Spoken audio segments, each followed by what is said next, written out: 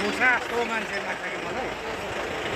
अब तर त्यसमा पनि के हुन्छ भने आमाको एउटा इच्छा हुन्छ। अब बिचरा रिकी छ नि अब मन्दिरलाई पनि नगरेको त हुन्छ। म मान्छु कि यिनीहरूलाई। पहिला हाम्रो घरतिर अब त्यसरी डर हुँदै योपालि मैले रिकीलाई त लगेँ। मैले रिकीको लागि कानहरू सबै राखिराखिदिएको थिएँ होइन। तर मैले कुनै दिन लानु सकिनँ होइन। अब उसको पनि अब भर्खर आएको मान्छे हो। उसमा घरि हुन्छ अब मिल्दै मिलेन। मलाई पनि बोलाएको थियो, म पनि आउनु सकिनँ। मजा लाग्छ नि बिची समय अमिलो कस्तो हो। त्यसलाई पैसा तिरेर किन्नु पनि पाइँदैन भने चाहिँ अहिले हामीले त्यसको निबन्धहरू लेख्नु पर्छ कि। तर अहिले चाहिँ मलाई करेक्ट लाग्छ। समय चाहिँ यस्तो साह्रो बहुमूल्य भयो कि सक्दैन नि। कहाँ सक्छ त म अब 25 वर्षमा आउँछु भनेर आउँछु म। त्यो नि मैले हाम्रो पालामा पनि के थियो भने नि 10 रुपियाँ 20 रुपियाँको लागि हामी कति तड बेचिन्छ हो।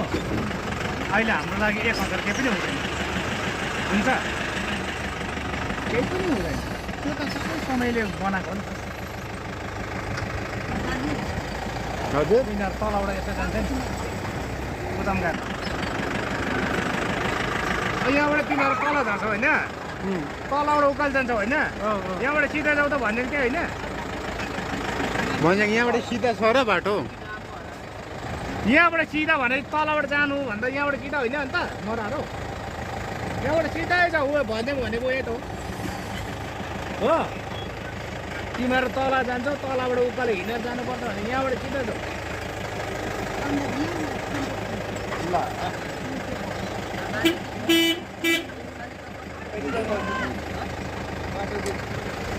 पैसा है ग्याङ आमालाई यति दे उति दे त्यो चाहिँ छैन अहिले। मेरो छोरीले मलाई 10 रुपियाँ कहिले 10 रुपियाँ बाबा 10 रुपियाँ दिनु भन्छ हो। मेरो भन्दा बेसी कोही बेला म चलाउँछु नि। अन्त त्यो अब के भए त्यो ब्याङ्कहरूको आउँछ नि। बहिनीको हाल्छौँ न, म बहिनीलाई दिन्छु भन्छु। अन्त निकालेँ एटिएमबाट।